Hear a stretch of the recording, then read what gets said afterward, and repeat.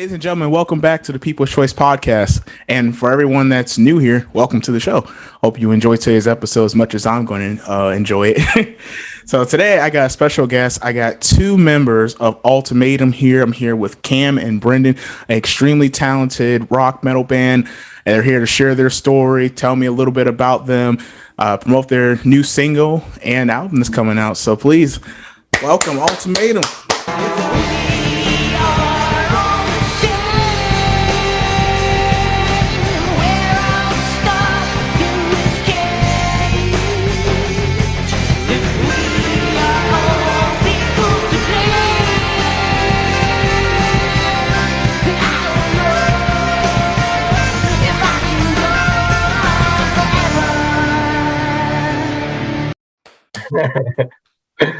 Thank you so much. Thank you for having us on the show. We appreciate it. Yeah, no problem, guys. And I'm so honored to have you. I remember, just talking with you guys about a week back when you guys sent me a snippet of your single. And it was just like, wow. I was like, this is really good. I was like, I can't wait to have these guys on the show and get to know you guys. And on top of that, you guys are from Canada, which let me show you something. This I use as a background as motivation for one day to make it. Do you guys know where this is at? I know the ring light is kind of there. That looks like my backyard. Yeah. Really? I literally use that as motivation for one day. I'm like, I can't wait to go there. I'm like just that baby like blue or Gatorade blue type water. And I know it's in Canada. I just don't know where. So I'm like, I think that lake you're thinking of is Lake Louise in BC, British Columbia. Awesome. I think so. That they have a specific lake there that is just that background. And have you guys been there? I might be going actually in a month. Or not even a month, a couple weeks. So yeah. Awesome. Yeah, that's my goal. So I'm giving myself a year to really just, save up and, hopefully push the podcast. Maybe I can do an in-person, interview out there in Canada. That'll be awesome. Yeah, for sure. Definitely. And you guys are coming out of Thunder Bay, Canada. So what's it like over there, out there in Ontario? Thunder Bay. So we're in Thunder Bay. So it's a lot of people confuse it with North Bay. We're like nowhere close to Toronto. We're like a 16-hour drive from Toronto. So oh wow. We're away. We're kind of in northwestern Ontario. So we're kind of in the middle of nowhere to some degree. We're 8-hour drive from any kind of bigger city, but we're about 45 minutes north of the border to America. So we're not far from the States, but the music scene here is interesting because since we're so kind of isolated, especially in the winter, there definitely is a lot of artists coming out of Thunder Bay from like all genres, whether it's music, whether it's, photography, painting. There's a lot of just really kind of innovative art forms coming out of Thunder Bay because we're so isolated, right? So awesome. So what's some of your favorite things to do out there for any of my peeps that might visit there one day? Brendan, well, if your friends are going to visit up here, be sure they're ready to do hiking and fishing because and hunting. If they're into that, those are huge things to do around this part of the world because it's just forest cover everywhere. And snowmobiling in the winter, and like Cam and I, we play music. There's lots of music here. It's like there's a little bit of everything for everybody. It's just a matter if it fits everyone's taste buds. You know what I mean? 100%. It's a beautiful city. Like scenically, it's beautiful. Absolutely gorgeous. You have like a lot of lakes, a mountain. We have like mountains kind of by our place, and it's absolutely beautiful. And we're kind of right on Lake Superior.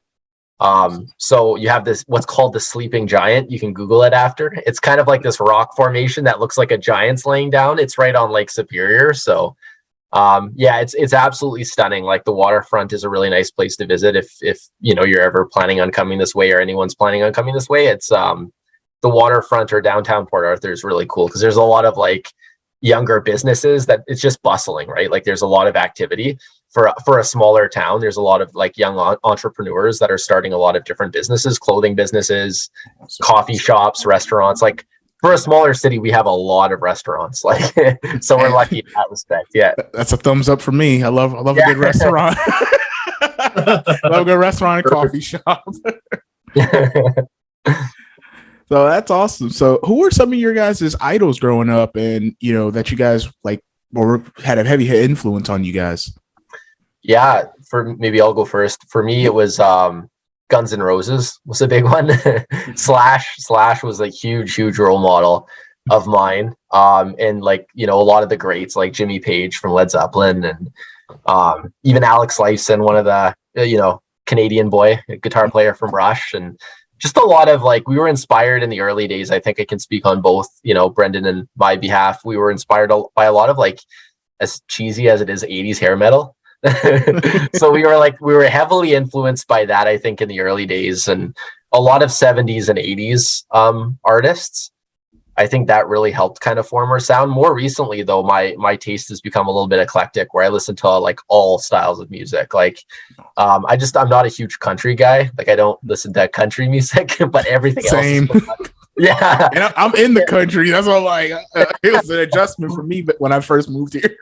Oh man, I bet. Yeah, but it's very eclectic. Like, as long as it has depth and as long as it has substance, I think those are the big measuring sticks for me. As I look for that music, I can't really, if I can get through a song halfway and it's like, okay, I get this, like there's really no sense in ever listening to it again. I like a lot of different layers and depth and in my music, regardless of what genre it is, right? So definitely.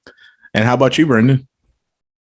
Yeah, when I was growing up, it's kind of funny, when I first started playing, I didn't have like a favorite artist or a favorite musician that I looked up to. Mm-hmm. So the way that actually turned out is my father had an old drum set stored away in one of our sheds in our yard, and we just set it up and just started playing on it, and from there it kind of just grew into what it is today. So really, I actually got exposed to the drummers I'm interested in, like becoming like today, through actually starting to play the drums first.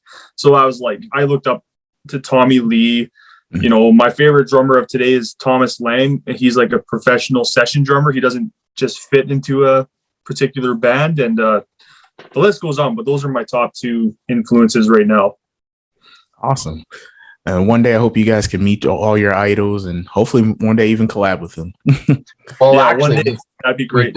We've been able to actually play with a lot of our like certain bands that we grow up listening to, and newer and old. So we've been fortunate enough to share the stage with a lot of artists that we really respect. And then we've also done some international collabs with a few artists that were kind of influential that we didn't even really know at the time. There was we actually collaborated with Richie Sambora, the guitar player from Bon Jovi.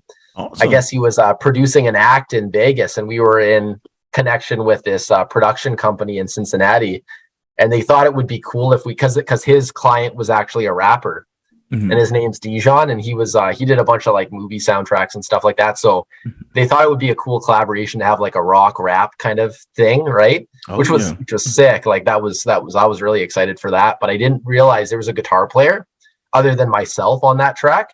And I didn't really realize it until years after, but it was actually Richie Sambora from Bon Jovi inadvertently we collaborated with him, and I guess he liked our sound. And yeah, it's been really cool. It's been a really cool experience to, be in contact and share the stage, and, even the airwaves on the radio with a lot of the artists that we grow up listening to and we respect. Right. So definitely. That's amazing. Congratulations on that, guys. Yeah. Thank you.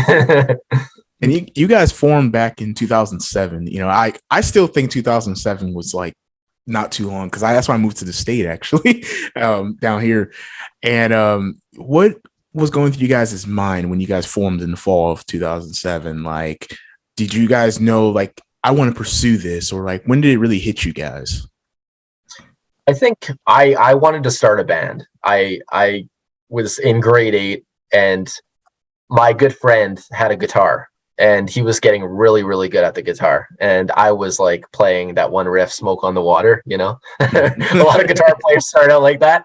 And, but I just kind of like, I just wanted to get a guitar because he had one, and I wanted to see if I could get any good at it. Right. Mm-hmm. And I was inspired by what he was doing and watching him, because he was just like playing all these solos, and it was just like mind blowing at the time, because he was fairly new at it too, but he was picking it up really quickly. And so that was kind of, it almost became a bit of a competition between us. Because then I bought a guitar, I'd go home practice, I'd come back over to him and see, you know, like I wanted to show him some of the stuff I learned, and then he'd be that much better, right? So it was like a really healthy competition.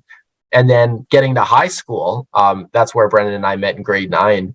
A lot of people, at that point, I kind of wanted to pursue starting a band just because it seemed like the logical next step. And I had such a almost like an obsession with the guitar at this point, right? Like in the early days, I fell in love with it. Like I fell in love with the instrument and playing it and just adding things to my repertoire. It was just something that was just very exciting. And then I thought, well, okay, maybe I should find a drummer, right? That just seemed like that would be cool, right? Guitar and drums. So I'm looking around and I had a few people in mind, but I guess I was talking about it with a few people and they were saying, you got to check out this kid, Brendan Byers. Like he's phenomenal, right? And a lot of people were suggesting Brendan because I guess he played at a talent show at his elementary school. And, so he was kind of like, he was someone that I had to hear is what people were saying. Right. So there was only one problem is Brendan lived way out in the country and I lived in the city. And so it was hard because I didn't have a car. I couldn't drive. I was too young at the time. Right. So I had to like carpool or, my parents would drive me or like we had to get creative with how I was going to actually get to the country. But when we actually did connect and we played for the first time, it was amazing. It was like we had this natural chemistry and we could just play for like hours and we didn't even have to say anything. We could just like freestyle jam and we would just lock in. And it was such a I didn't really appreciate the chemistry until I've played with other drummers since. And yeah, it's something special, man. Like it's hard to explain, but I mean, all four of us have that, like all four of us in the band have that kind of freakish chemistry that just kind of transcends words. You can't really put a name on it. So. Awesome. And that same for you, Brendan, or did you was thinking like a band maybe like later on in life? Oh, I wanted to start a band like right away. As soon as I sat behind that kid, like Cam's took a little bit of time for his logical next step. And like, I wanted to do that immediately. Hence why like a couple of friends of mine who actually lived out here in the countryside at the time, we started a trio for our, for the cover show at our public school at the time. So from there on, I knew I wanted to be a performing drummer. I just didn't know where the path was going to lead. I just knew I had to stick to it. And it's growing like without Cam, James, Sam, Russ, Rich, all the guys in the band, like this dream would not be the reality it is today. So it's like we are definitely like a great team. It's amazing. 100 for real. And you guys are an amazing team, an amazing band. Just from what I've seen from you guys and heard from you guys, I mean, sky's the limit for real for what you guys. Awesome. Absolutely, yeah. Thank you. Like I think right now, like we're just scratching the surface. It's like each time we get together, we're scratching the surface again, and just digging our heels in and getting deeper into it. Definitely. What's the type of message that you want, like your fans and new audience that's going to be watching this, that your band Altamadum represents? Oh, that's a good question. I think the biggest takeaway for us as artists is artistic integrity is big. Mm-hmm. So we always try to write outside of the box. Like our main goal is to write music that sounds like nothing else. Mm-hmm. Right. And so far we've achieved that because we've had a lot of these conversations like we're having with you right now. And a lot of people try to compare us to other artists, mm-hmm. but they can't, or it's always someone different. Right. So that for me is just it's just such a rewarding experience because we want to bring something to the table. Like we want to bring something to the musical climate. We don't want to try to sound like anybody else just to profit off of that. We want to create our own unique original sound and put like the Altamadum stamp on it. Right. So when people hear it, it's like, that's Altamadum. It doesn't sound like anything else. So, and in terms of the message in our music, like in the lyrics, I think they're really, for the most part, our singer, Sam Muka, he writes very kind of introspective, like on his own personal experiences, but he writes super, super deep to where it almost forces the listener to feel something, mm-hmm. but the listener can feel whatever they want and however they can relate to those words. If that makes any sense, but they're so descriptive and so full of emotion and raw passion and backed with the music that all of us, put into this, right? It's almost hard not for the listener to not feel something. But that's the real joy in it too, is that the listener gets to feel whatever they feel, and that's personal to them, right? It might be something different than what we feel when we're writing it. So I think our main takeaway is we want to remain artists, like first and foremost, and we want to consistently challenge ourselves and our art form and consistently grow. Because this next album that's coming out, it'll be what, Brendan, like our 6th full length album, but we've like dropped EPs and singles and deluxe editions in between that. So it feels like it's more, but I guess it's our 6th full length album. So we just want to continue to incorporate new styles and nuances into our music, but have it remain like our signature sound throughout. Awesome. How about you, for Brendan? Yeah, I think like Cam was saying, remaining as your artistic, authentic self is key. You know, because like if you were to just follow a genre that somebody else is doing, it's like, are you really performing for yourself, or are you just doing it because it's the easy path? So remaining true to ourselves, I would say, you know, that's the biggest message we can give somebody. Just remain true to yourself and you will go places. Definitely. And with you guys making so many albums and EPs, I mean, like, what is the most challenging thing about dropping an album, or making an album, I should say? Probably conflict of personality. I would say. It's funny too, because one of the things we hadn't mentioned yet is we actually have our own studio here in Thunder Bay. Awesome. So we're fortunate because our record label's actually in Reading, Pennsylvania. Mm-hmm. So we're represented by an American record label. They're called From the Depths Entertainment, and that's it. That's our point. Right. Yeah, our point. Pittsburgh sign. Yeah. Oh man, yeah. Good opportunity to do that, right? Yeah, I couldn't resist. Yeah, no, that's good. That's good. So we have our own studio, so we're honored. Like we're very blessed to have that. We have our own producer, Russ Elder, and the studio is called Thunder Sound Studio, and it's in Thunder Bay. And we have our own web designer. Like Brendan mentioned, 6 names. There's only 4 musicians in the band, but there's like 6 of us because we consider Russ and Richard Lawrence to be a part of that grouping. So for us, it's not a matter of finding studio time because we have our studio available, which is great for creating and pumping out music like quickly.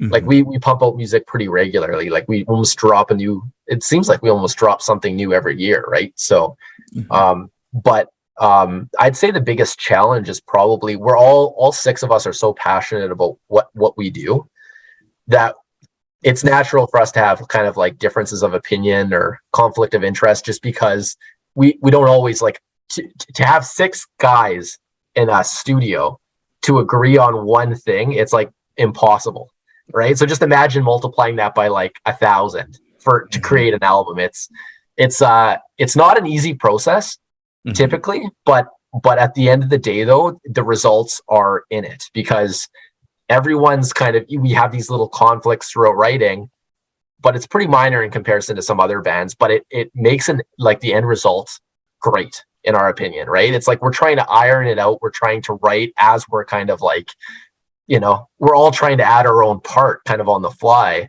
And we're all kind of, you know, we're so passionate about what we do, right? We're all very, very critical too, right? Like we're all kind of perfectionists, and it's our music. It's not just my music or Brendan's music, it's ours. So we all have to kind of be a democracy and agree on what it is that we put out before we put it out, right? So 100. And to add to what Cam was saying, another challenge that we seem to face as a group now that as we're getting older, you know, everyone has jobs, and getting everybody together on a Saturday night has just about become impossible. So now we're switching our schedules around to accommodate, like our bass player can come this night, or maybe our lead singer can come another night, right?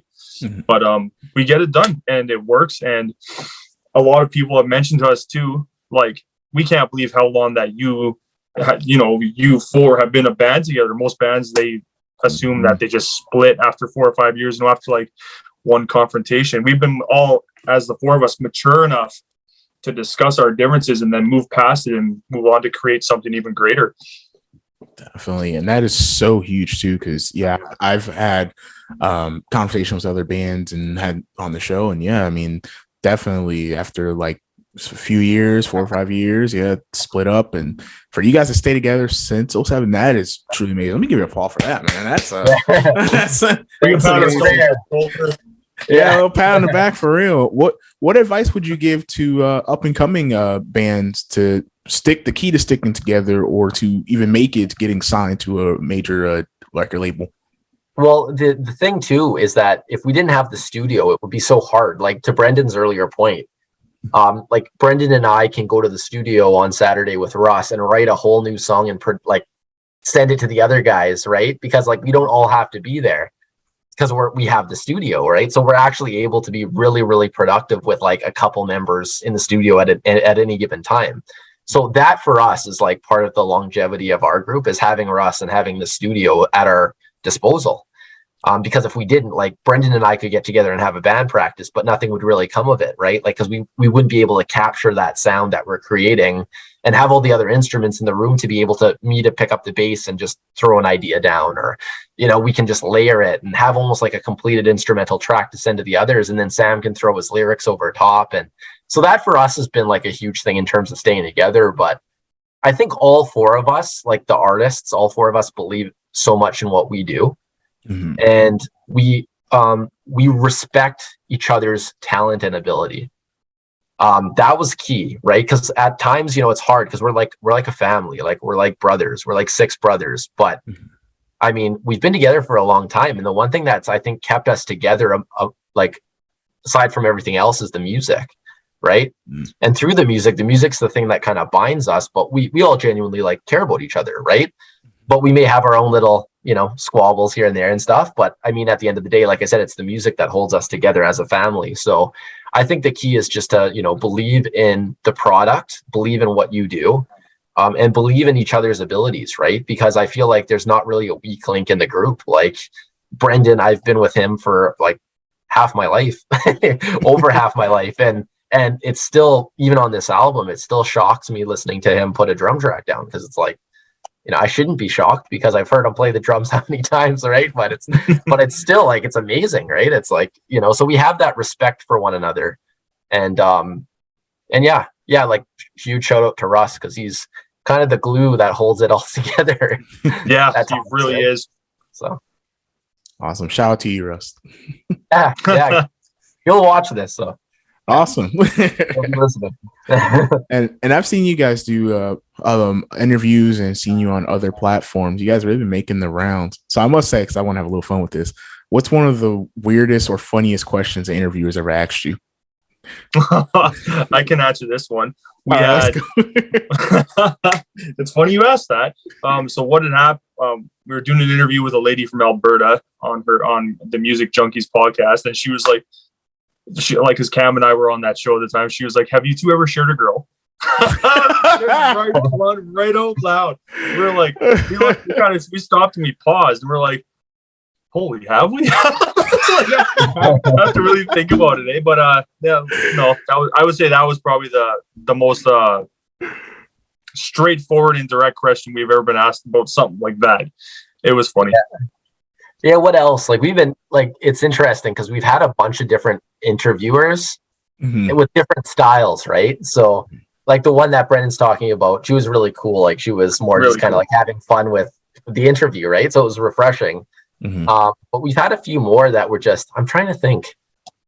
It's going to bug me because I'll think about it after we're, like, done here. But yeah, like, in the same vein, right, where people, like, want to know a little bit more about like our personal lives and stuff like that. Like, we've had that too. And we've had questions that are just completely irrelevant to our music. Like, what's your favorite car, or what's your favorite color? And it's like, well, do you remember when she had asked us, if you had to choose your favorite 80s singer, who would you be? Oh yeah. That we were like, wow, never been asked that. Just really off the wall, good questions that really made us think. Yeah. And it was good. It was like, you know, that one was pertaining to music and stuff. And it's like, I've never thought about that. So just, I don't know, questions that were asked, I guess, that we just have never been asked before, and we would never even think of. So it's kind of like it stops us dead in our tracks, and we actually have to think about it a little bit. So yeah, I would say as a podcaster or interviewer, that's the stuff we live for, is the ones where you're like, let me think about that. Like, we live for that, man. And I actually, that's actually like a staple. I have 2 staple questions where it keeps people like that. So I think one of them is a good time to ask it. So I haven't asked this in a while of some of my questions, my guests though. So One of them is, what is a hidden talent that your friends, family, or fans don't even know about you? Oh boy. There we go. Who wants to go first? A hidden talent. Jeez, I gotta really think about that one. Okay. I bet nobody else knows this either. I can run up the stairs really fast because I run on all four limbs. So I can get around pretty quick when I have to. Yeah. That's my super talent. That's a good one. I'm a little bit more open, I think, with like my abilities. I'm stumbling on this one. I don't know. I can do like a front flip off the dock. I don't know if that counts as one because it's not really a secret. But, yeah. It may be a secret to someone. They're like, "Oh, you can do a front flip." That's right. Yeah, not a lot of people know because we have a camp or cottage or out here in Ontario, so it's just my family probably knows that one, but. Yeah, I had in all the years I've known you, Cam, I had no idea you could do a front flip. There we go. There we go. That counts. Oh man. So guys, let's talk about your new single, "In My Blood." So what's the backstory behind that? Also available on all music platforms, streaming platforms like Spotify, like I like these. But what's the backstory behind that song? "In My Blood," it's actually the title track off of our upcoming album, the 6th album that we're releasing in probably the fall, late summer, early fall. Yeah, so it's the second single off the album. The first one was "Run From You," and then "In My Blood" is the title track. We're a big fan of the artwork. The artwork for the single is actually done by a local artist. Her name's Bianca, and she's awesome. And she also did our last album, "Born in the Afterglow." What's that, Brennan? I think her Instagram is Bianca Artistry. If anybody wants to check it out. Yeah, you can definitely put it in the description. You can look at it through our Instagram too. If you just type in Bianca, it'll come up. But yeah, phenomenal artist. So she did our last album, "Born in the Afterglow," the album cover for that. And then this new one with the skull and the flowers and stuff, it's going to be like, it's super cool, right? And it's very original because she did it for us. And that's going to be the album art, like "In My Blood," once it's done, just a little bit pulled back with the ultimatum on the top and the title. But the single kind of, it speaks for the album to some degree because what we wanted to do on this album is incorporate a lot of kind of dancier style elements. So there's a lot of kind of like some sort of techno feeling that's kind of underneath mixed with piano. And it's all done on the piano. Like our singer Sam, he kind of took care of those elements. And then Brendan and I, we just wanted to. I didn't even hear it as a single. I just heard it as a bunch of like kind of interesting, quirky sounds that Sam was putting together. And then when Brendan and I started working on it, it became pretty clear pretty quickly that it was going to become one of the singles on the album. And we didn't even have an album title at the time, so we didn't really even draw that parallel. But the song itself, I think subject matter wise, it's kind of like two things. It's talking about never giving in, but it also talks about kind of like the toxicity of a relationship sometimes. You know, how relationships can become very toxic. And that seems to be one of the themes throughout the whole album, is kind of maybe some codependency or some of the darker, beautiful elements about a relationship, but it also talks a little bit about some of the destructive elements. So I love a few of Sam's lines in that song where it's like right before the pre-chorus. I think it's cool, and it was a lot of fun because we wrote some pretty kind of like cool guitar parts I'm pretty proud of over top, and Brendan had kind of like the up-tempo drum thing going down. So, and Sam's vocals on this one was very infectious. Like it kind of kicks off the song, so it was very hooky. And I remember that night in the studio leaving, and it was like the melody, I was humming it in my head, and I'm like, what is that? Because it was so new to us. Like, oh yeah, that's that song. So it became clear pretty quickly that we had to drop it as some form of a single. So yeah, it's and I think it's a statement too, right? Like "In My Blood," just the title, it can be taken so many different ways, and it's very fitting with the artwork that Bianca created as well. So, and the whole album's kind of like that. Like it's a very diverse album, but the one common thread through it all is that there's a lot of dancey elements. Like it's a very up-tempo dancey album. just to sum it up. Awesome. I love how you answer that too, because that was going to fall into my next question about what could fans expect from the album. But hey, thanks. I appreciate that. Yeah, well, I mean, the thing I can add on to that too is that it has a lot of like, it does have elements of like more kind of a ballady thing, but it always comes back into this up tempo. So we do pull from a lot of different artists, especially on this one. I find like we're all influenced by so many different styles of music.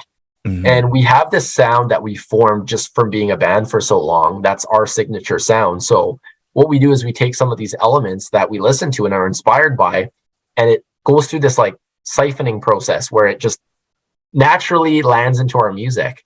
So it's like whatever the four of us are listening to at the time somehow makes its way into the music subconsciously. Like we're not planning that, right?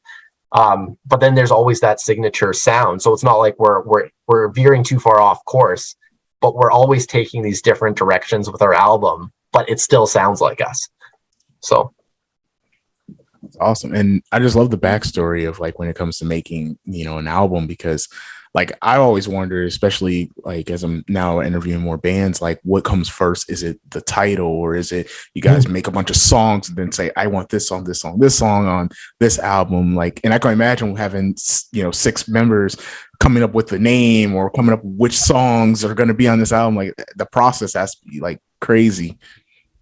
It is. And it always changes for us. Hey, Brendan, like we had at one point, we had our second album, and it was kind of like our breakthrough album. It was the one that got us from the Depths Entertainment. It's the one that we actually got recognized internationally on.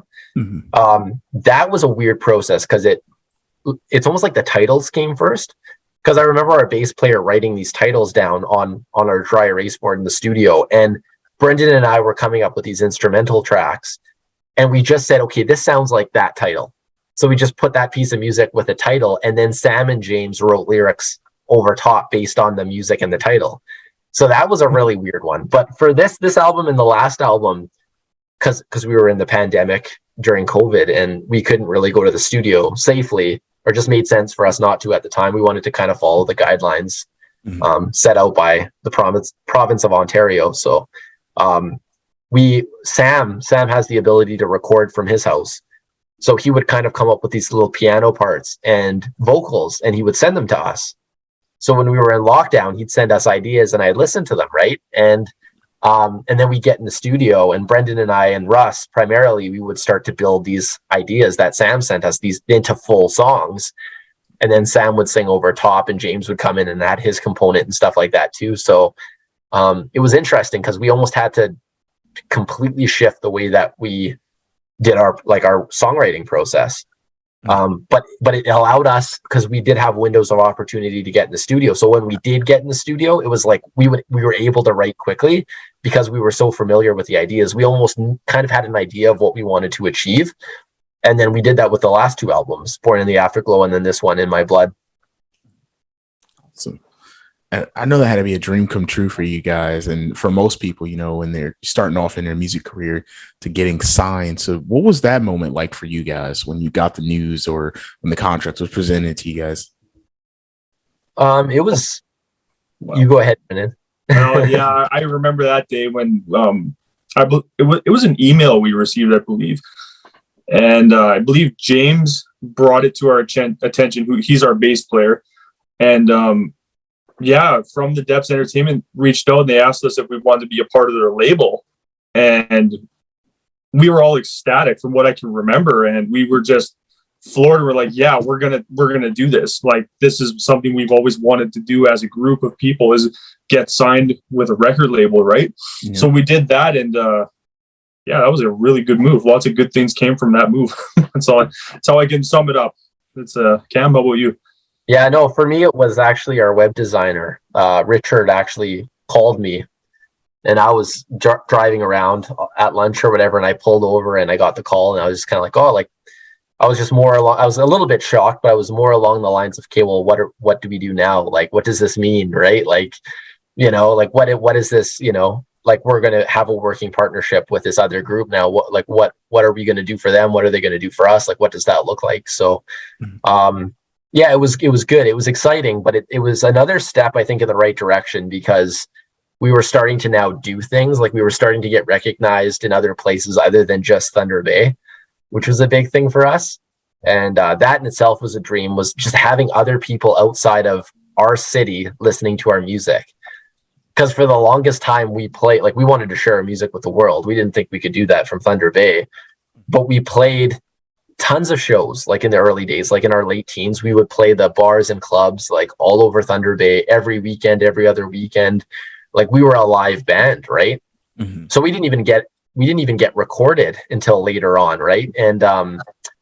And we didn't even figure out what that was like, but we just wanted to share this thing. So when we started being able to record ourselves, hear ourselves back, share that with our friends and family, and then get recognized for our music in some other place in the world, especially, in America, that was huge for us, because it's like we're able to share this passion and this thing that's ours with someone else, and someone else is approving of it. And they're saying, I like this. Mm-hmm. And it was like, holy shit. Like, it was really, really cool. Like, yeah, it was a big thing. Right. And it still is, like, even talking to you right now, right? Like, getting to connect and everything like that, like, and having these conversations that we've been fortunate enough to have, like, it's amazing. Right. It's having, like, music is a really cool language where we can just connect from all over the world. Right. And I think that's pretty special.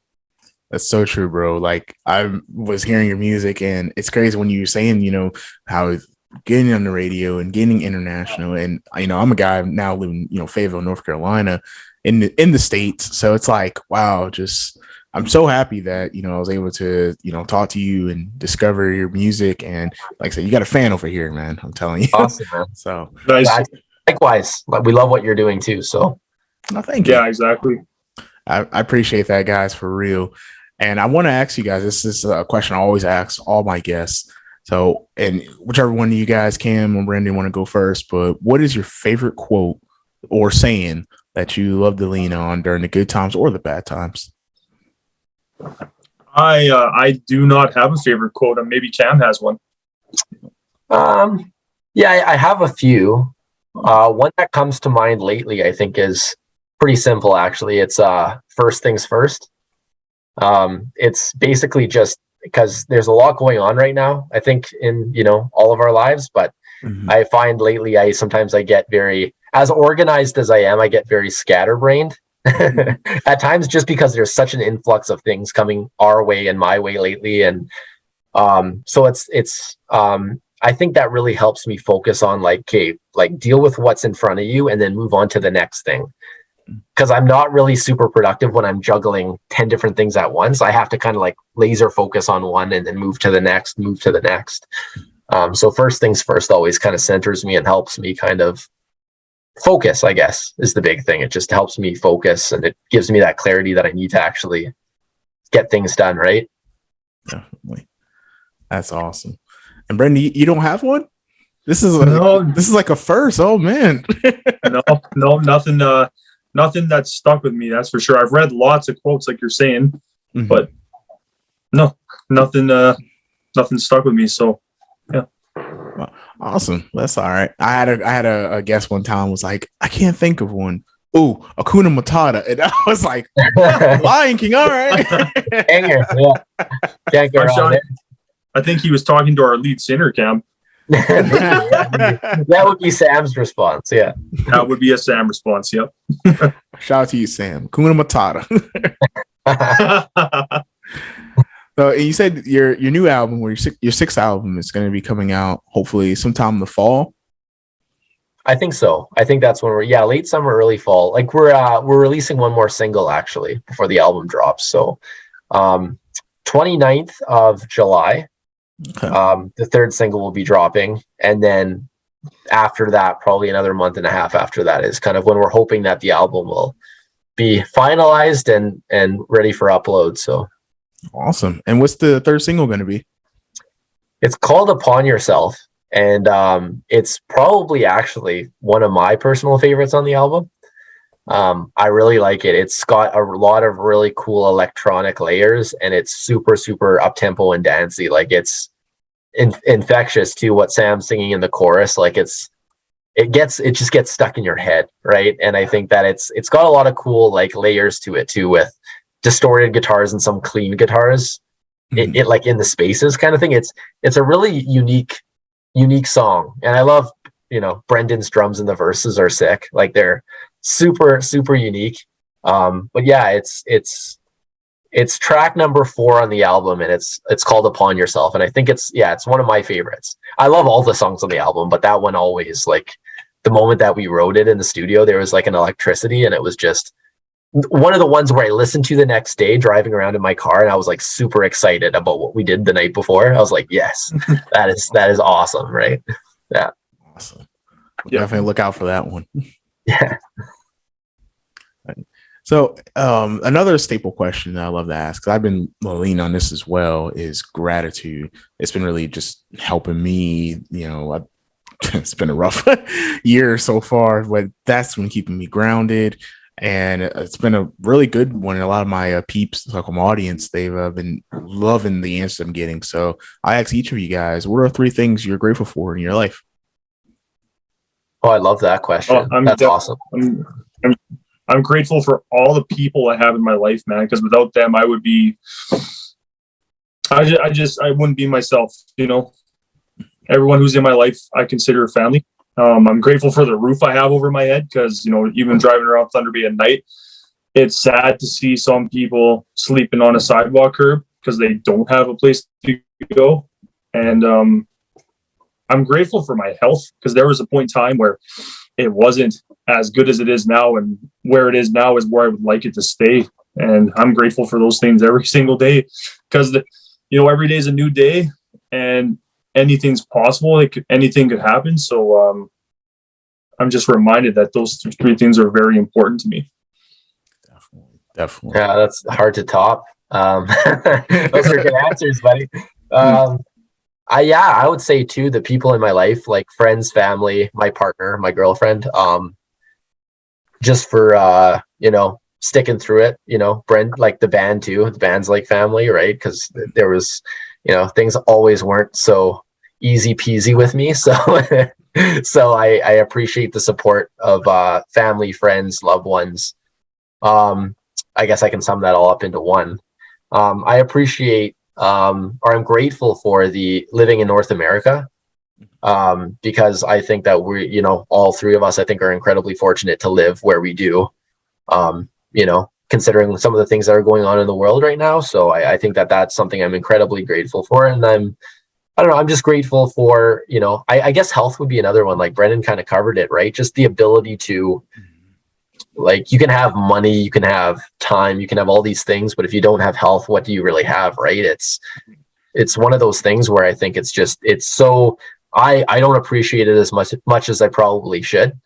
But it's funny because, like, I get up in the morning, this will be maybe kind of stupid, but I get up in the morning early and I go to the gym, and I see people in there who are in their 80s and they're weight training. And I'm just like, man, like that just blows my mind, right? Like, and it just makes me grateful. Like when I see that, it just centers me and makes me realize, like, man, like I didn't even want to come here this morning, right? But I see that, and it's like, how can you not take advantage of, you know, the health and the, even just being able to have all my limbs and everything like that, like just those things, right? It's like I get that clarity when I'm faced with that in my life, and it's like, until that happens, it's like I can just be frustrated about the little thing that I might not have or whatever, right? But when I see that, it really centers me and it really makes me feel grateful, right? So I love that question, because I've been giving that a lot of thought lately. So that's awesome. Oh, thank you you guys. Those are great answers, for real. Especially you know, when you said that the 80-year-old in the gym, yeah, that's really something to think about, because, you know, you touched on it too, Brendan, you know, your health, that is key. And actually, you know, for my peeps that has been following my health journey, I'm down 26 pounds now. Whoop whoop. Yeah, buddy. Yeah. Thank you. That's awesome. Yeah, it was rough. I was in the start of it, you know, just so people that should follow on or know where I'm coming from, I was pushing 413, and it was like, oof. And I mean, I was having all these health problems, blood pressure, breathing problems. And you know, I joined the program with my coach, Gabby. Shout out to you, Gabby, from episode 50. And yeah, it's been coming along great. 26 pounds down and many more to go. That's amazing. That's great, man. Congrats, That's great, brother. man. Yeah. Yeah. Thank you guys. My mom's actually in the midst of that too. I hope she doesn't mind me sharing it, but she's like, I think she's at like 71, 72 pounds down. Wow. She's doing something. Yeah. Real. Yes, Doing something. Sandy. Sandy. She's doing something similar to that where she's on a program and she's got a coach that checks in bi-weekly and stuff like that too. So yeah. Congrats though, man. That's huge. Like tons of respect. Thank you. I really appreciate that, guys, for real. And for all my peeps and new audience out here, where can they find you guys on social media? And I'll make sure I put it in the description. Yeah. The biggest one probably is our Instagram. Our Instagram is, if people want to reach out to us or communicate with us or just check out kind of what we're doing, that's probably one of the best platforms to get a hold of us on. And even through our Instagram, you can go to our website, which is altamadum.com. You can even just click on it through the Instagram, through the description. So, and then that can kind of link you to every other social media that we're a part of, or just to kind of check out what's happening. Richard, our web designer, he's in the process of actually revamping our website, and it looks pretty cool, but he's adding things as we go. So I would suggest Instagram first, and then also any music platform, Spotify, Apple Music. We love to hear people's responses, good or bad. So, have a listen on whatever preferred platform you listen to, and then reach out to us on our Instagram, and we're pretty quick at responding. We're kind of either Brendan or I, we're quick on the trigger on that. So, and we love connecting, like I said, with people from all over the world. Like we get such a massive kick out of that. So, definitely just say hi or check out the stuff. That's awesome, guys, for real. And all my peeps, definitely check them out. Check out their website. I love your website by just to let you guys know, so just that you're saying you're going to add some things to, I'm like, ooh, Nice. Yeah. Our Richard, shout out to Richard as well. Shout out to you, Richard. Yeah, that's right. Hope you're watching, Rich. That's funny. That's one of another stable question of mine. I always ask my guests if there's anyone they want to give a shout out to for, always being there and supporting them. I know we shouted out a couple people throughout the episode. It's a long list, man. That's a long list. Richard and I have Russ. a very long list myself. Yeah, sure. Well, actually, we did that in the early days. We had like in our booklets, like we had almost like a shout out list, or anyone who supported us up until this point. We like paid homage to all those people. Mm-hmm. But yeah, no, it's cool because Richard right now, like I said, he's kind of reformatting the website. That's probably not the right term. I'm not technical when it comes to any of that. But that's what reprogramming, I guess. I'm not technical as coding. Coding. There we go. Exactly. Yeah. So, he's doing a bunch of stuff like adding a bunch of like articles and interviews that we try to share on our Instagram and stuff. But I think it just gives people who follow us kind of a cool feel of who we are.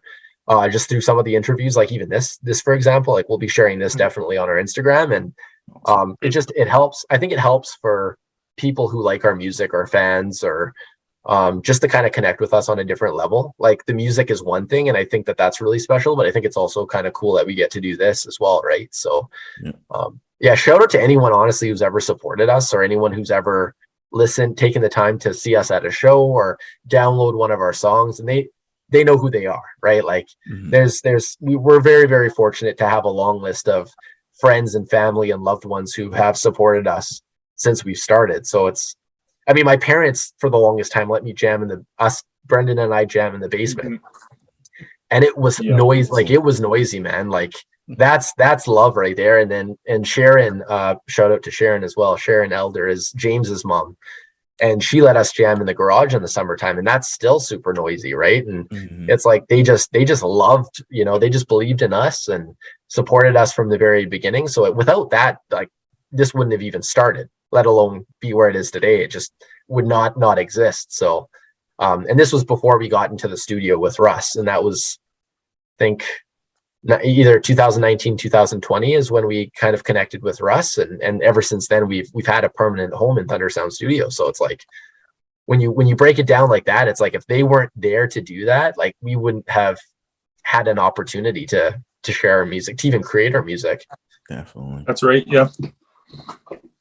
I was like, definitely, and that's just a big lesson for anyone who's watching or listening. Definitely support and believe in people, man, because you never know what they may truly blossom like you guys have. So, just one more question for you guys. I mean, I had a great time interviewing you guys. I just love like crazy, funny stories. So I always like try to bring that up. So, like, what's a crazy, funny story? I know I asked about interviewers, but just in general, from either touring or performing or just messing around a studio, that comes to mind with you guys. Oh, we got a bunch. Brendan, give her. I don't even really know. Cam, you should go first because I got to think because there's lots. Well, we've been telling this one to a bunch of people, a bunch of interviews and stuff like that, and I probably shouldn't. You'll understand when you hear the story. But what happened is we were fortunate. There's this classic rock band from Canada. They're called Toronto, like the name of the city, and they're really well known. Female fronted singer. And they came here, and like being from Canada, we grew up listening to their music on the radio. Like that was a thing, right? My dad even has, their albums and stuff. So there's a venue here in Thunder Bay called the Coliseum, and it's a bigger venue. And the promoter we've dealt with many times before, and he's kind of shady. Like he's not super like legit. He kind of like, he hasn't always paid us how much he said he was going to. So this was one of those nights. But it was such a weird bill because it was like you had like a metalcore screamo band opening up, and you had all of these different styles of music. And one of the guitar players of this band swung their guitar around, and it was like taped up, but one of the screws, I guess, came undone, and the guitar went like 5 stories in the air and landed on Toronto's gear. So that just started the night, right? And then it was just such a weird mix mash of music. And then finally we went to talk to the promoter, and the promoter's like, I'm sorry guys, I won't be able to pay you the amount I promised, because he did not promote the show whatsoever. Like it was like it was okay, like the amount of people that were there, but that place should have been packed, and it was nowhere close because no one knew that Toronto was coming here because he just didn't do his job. He didn't promote it. So all six of us cornered this promoter in the corner and just absolutely scared him to death, right? We basically didn't give him a choice. We just said, like, listen, you need to give us our money. Yeah, that was the end of that story. Give us our money, we're going to beat you. Exactly. That's pretty much exactly what we said. And he looked like that Dana Carvey character from The Master of Disguise when he's like that turtle. Do you know what I'm talking about? Yeah. That's what he looked like. He looked like that all the time. But anyways, we ordered him, right? And he said, well, listen, if I give you the money that I promised you, no one else is getting paid tonight, including Toronto. And we said, well, that's not our problem, right? Like that wasn't our problem. Like you promised us this. So he couldn't even give us the full amount he promised. But basically he gave us what he could and drained like the cash box. And no one else that night, including Toronto, got any money. And I felt a little bit bad because they came in like a big tour bus, and there was out of town acts, like this metalcore band was from out of town, and but at the end of the day though, like that's not our fault, right? So we've had situations like that. He's not in town anymore. Like he left town like shortly after that incident. You guys ran him out of town. It's not a bad thing. He was a super, super shady dude, but he deserved it. Yeah, if he's watching this, he knows who he is. But he, I'll let Brendan go though. Like we have a bunch. I have no idea which story Brendan's gonna pick, but I'm interested.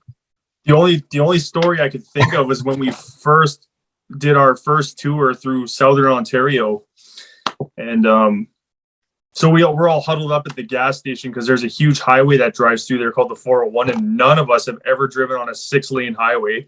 I'm carrying all the band's gear in a trailer in the box of my truck, and the 4 of them are leading me through this maze of traffic. And it's like, okay, huddle done. We're just going to go because we have to. So we start driving down the road, and you got to be really on point when you go to pick your turnoffs, because if you miss them, you'll have to drive like an extra 10 kilometers, come back and try again. So sure enough, that's what happened. They made it onto a turnoff, and I was like, okay, well, whatever, we'll figure this out. I was with my the internet creator Richard Lawrence, and luckily we had a GPS, so we backtrack, hit the turnoff we're supposed to get onto, And we have no idea where Cam, James, Sam, or Michelle are. We have no idea at this point. Like, well, just follow the GPS. I'm sure we'll see them at some point. So after like fast forward maybe 10 minutes, and we end up right behind you guys at a stoplight, and they had no idea that we caught up to him. And I remember James's face. He turned around. He was like, what? it just ended up scaring him to death that we caught up after about 20 minutes and not being in the same lineup anymore.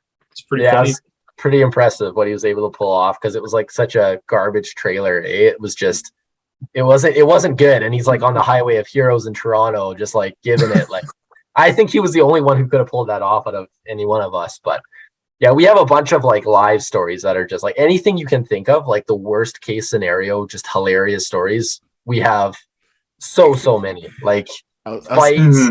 Like, yeah. What I'm trying to think of, like, as being a performer, the worst thing is like you're about to get started and then like your mic just cuts off. Like that has to be like the worst. Where you're like looking at each other like, yeah.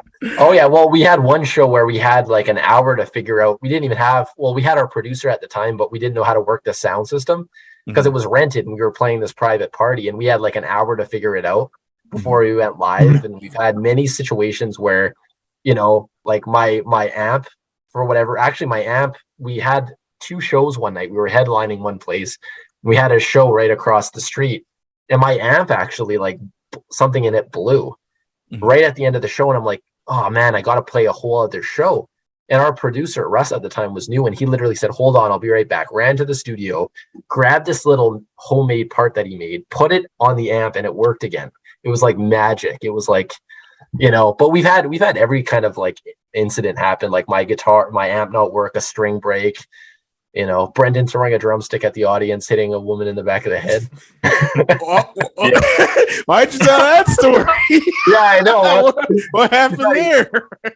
Oh yeah, okay. So yeah, the story gets me every time I talk about it. So the show was done, and you know, we did our encore and this and that, and I didn't think this through at all. I just ended up standing up. I was full of adrenaline, all pumped up from playing the show, and I threw my drumstick into the audience. But what had happened was it ricocheted off the ceiling, and then this girl who was watching, she ended up turning around just before I threw the drumstick, and it smoked her in the back of the head. It was the only person that was. Everyone else was facing us, clapping, right, like happy, and it was actually our singer X at the time. So in the past, but the drums, she was facing the other way, and it just bam right in the back, like I watched it happen. I watched the drumstick like fly past my head and just like take her out almost. But hey, I mean, you gotta watch, like, you're supposed to be watching the show, so true that. Hard to feel that bad. Should have been paying attention. That's right, exactly.